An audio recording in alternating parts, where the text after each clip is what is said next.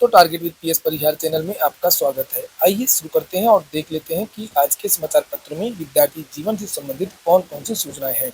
आगे बढ़ने से पहले एक सूचना उन विद्यार्थियों के लिए जो विद्यार्थी DSSB की भर्तियों की तैयारी कर रहे हैं। वे सभी अभ्यर्थी चक्षु प्रकाशन की इस बेस्ट बुक को ले सकते हैं। ये पुस्तक NTT, PRT, TGT, PGT, special education आदि जो भी भर्तियां होती हैं उसका जो पेपर फर्स्ट होता है सामान्य अध्ययन का, उसकी बेस्ट बुक है। जिसे आप लोग यहाँ पर देख सकते हैं। इसमें सारा का सारा जो सिलेबस है वो कवर किया गया है। इसमें डिस्क्रिप्टिव स्टडी मटेरियल भी है और साथ में 4500 से ज़्यादा बहुविकल्पी प्रश्न भी आपको देखने को मिल जाएंगे। सभी कापी किताबों की दुकानों में चक्षु प्रकाशन की ये बेस्ट बुक आपको मिल जाएगी और अगर आप लोग ऑनलाइन मंगवाना चाहते हैं तो उसकी लिंक मैंने डिस्क्रिप्शन बॉक्स और कमेंट बॉक्स दोनों जगह उपलब्ध करा दी है। चक्षु प्रकाशन की DSSB की सभी भर्तियों की पुस्तकें आती हैं। इसके साथ साथ में यूपी की जो LT ग्रेड शिक्षक भर्ती है, C-TET है, UP-TET है, इनकी भी पुस्तकें आती हैं, जैसे आप यहाँ पर देख सकते हैं। इन बुक्स की एक खासियत है कि इसमें प्रश्नों का स्तर वही रखा गया है जिस प्रकार के जो प्रश्न हैं DSSB की भर्तियां पूछी जाती हैं, प्रश्नों का जो लेवल है उसी के हिसाब से इसमें प्रश्नों को रखा गया है। चलिए शुरू करते हैं। CAPF सिपाही भर्ती की ऑनलाइन परीक्षा 20 तारीख से होगी। सेंट्रल आर्म पुलिस बल सिपाही भर्ती 2023 की ऑनलाइन परीक्षा 20 फरवरी से शुरू होगी और 7 मार्च तक चलेगी। इस परीक्षा को लेकर के तैयारी चल रही है। कर्मचारी चयन आयोग ने केंद्र निर्धारण कर दिया है। वहीं पर परीक्षा माफियाओं को 10 साल जेल की सजा। आज बिल लोकसभा में पारित होगा जिसके बारे में मैंने आप लोगों को जानकारी दी थी। इसकी बहुत ज़्यादा ज़रूरत भी थी। नीचे यहाँ पर लिखा कि संसद में आज पेश किया जा सकता है इससे संबंधित विधेयक कि युवाओं के भविष्य से खिलवाड़ करने वाले परीक्षा माफिया को जमींदोज करने के लिए केंद्र सरकार सोमवार को नया विधेयक संसद में पेश कर सकती है। इसमें परीक्षा में गड़बड़ी करने वालों को 10 वर्ष तक जेल की सजा और 1 करोड़ रुपए तक का जुर्माना हो सकता है।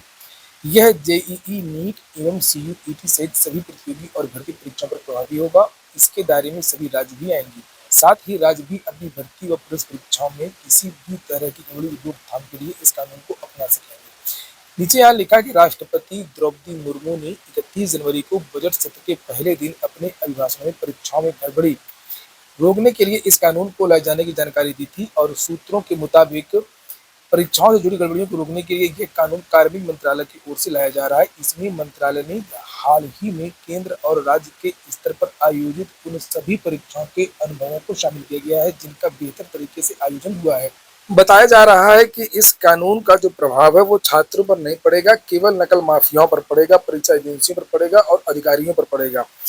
नीचे यहाँ पर लिखा है कि जैसे प्रश्न है विद्यार्थियों के कि यदि कोई छात्र पेपर लीक हुए पेपर का इस्तेमाल करता है तो क्या वह सजा या जुर्माने का हकदार होगा। तो यहाँ पर लिखा कि नहीं, उस पर इस कानून के प्रावधान लागू नहीं होंगे। यह कानून परीक्षा आयोजकों की तरफ से होने वाली गड़बड़ी को रोकने के लिए है।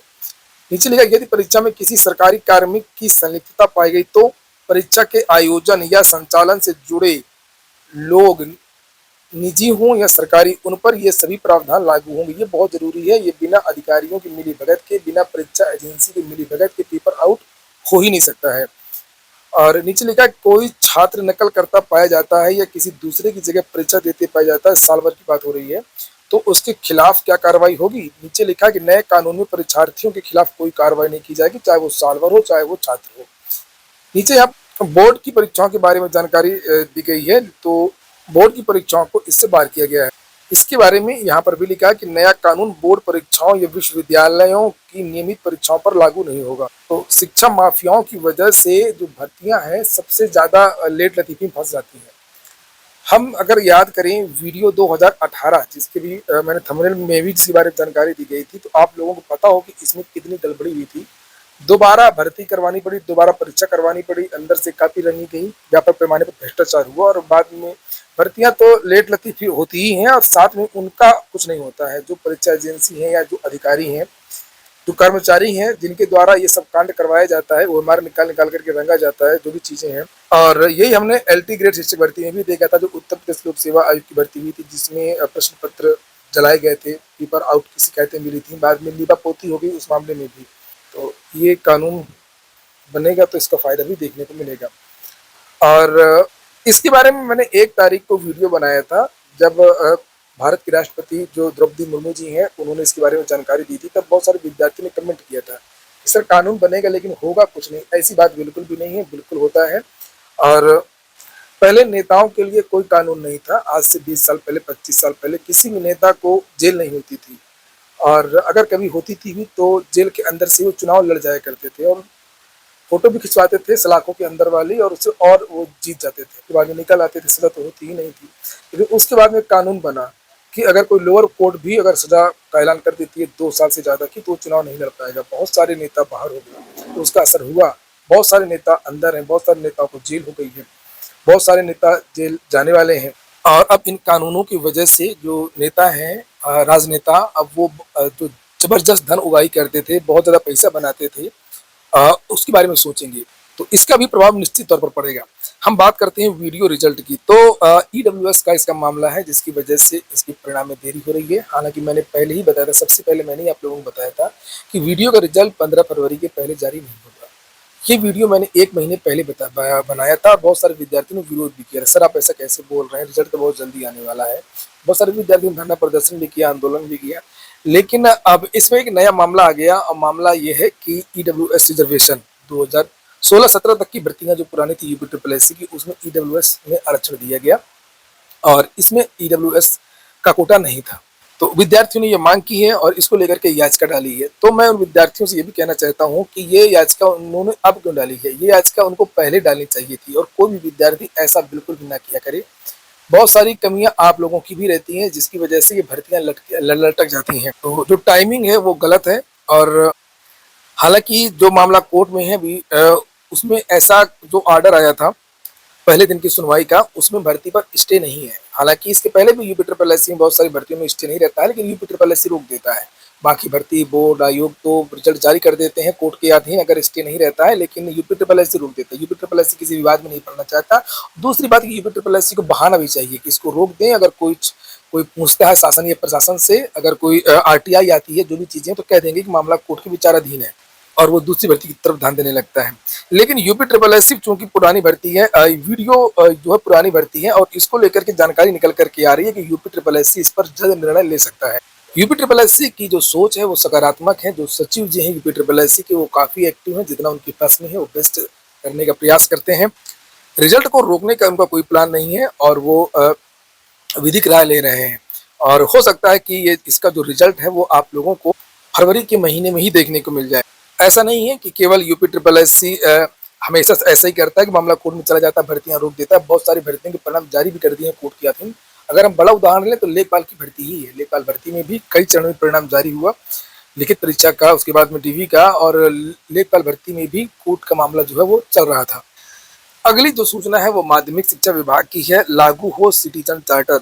जितने भी माध्यमिक विद्यालय हैं, चाहे वो जीआईसी हो, चाहे वो अशासकीय विद्यालय हो, सभी में ना पढ़ाई होती है। अब यानी कि कुल मिलाकर के सरकार की पूरी तरीके से उपेक्षा है। सरकार कुछ भी ध्यान नहीं दे रही है।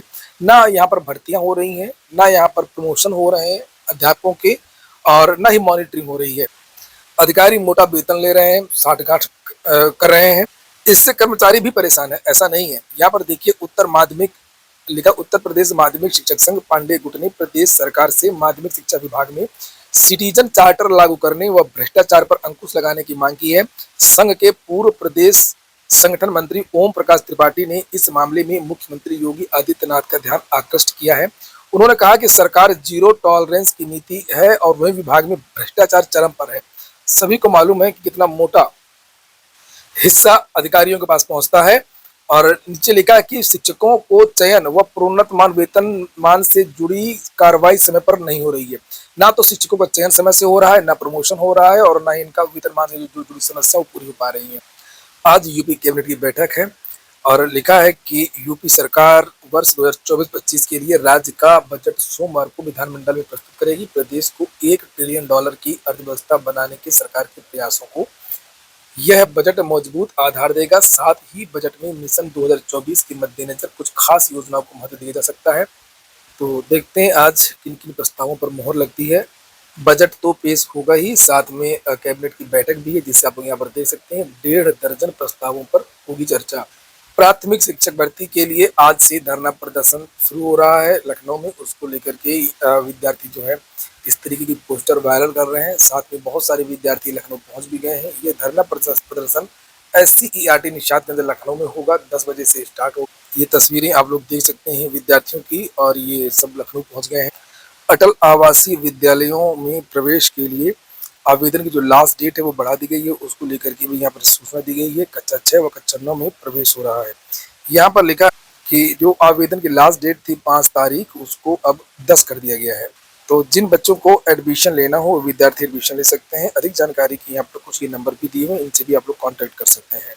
Army public school old cantonment Prayagraj से वैकेंसी आई है टीचर की, उसे भी आप लोग दे सकते हैं। ये निजी विद्यालय है। TGT Hindi, TGT math, TGT social science, TGT English science, TGT science, PRT और बहुत सारे पद हैं।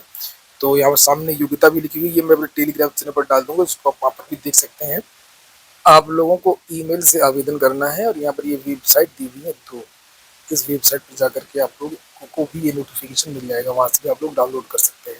अगली सूचना है रेडियो ऑपरेटर भर्ती का। लेखा काफी विद्यार्थियों ने परीक्षा छोड़ दी है, क्योंकि रेडियो ऑपरेटर का भौकाल नहीं होता है, इसलिए इन विद्यार्थियों ने परीक्षा नहीं दी है। लिखा रेडियो पुलिस की रेडियो भर्ती में 35% से अधिक विद्यार्थियों ने परीक्षा छोड़ दी है। और यहाँ पर लिखा है कि जो परीक्षाएं प्रयागराज में हुई हैं, रोज 30 से 35% विद्यार्थी उपस्थित रहते हैं। चर्चा की किसी ने किसी कारण से परीक्षा छोड़ रहे हैं।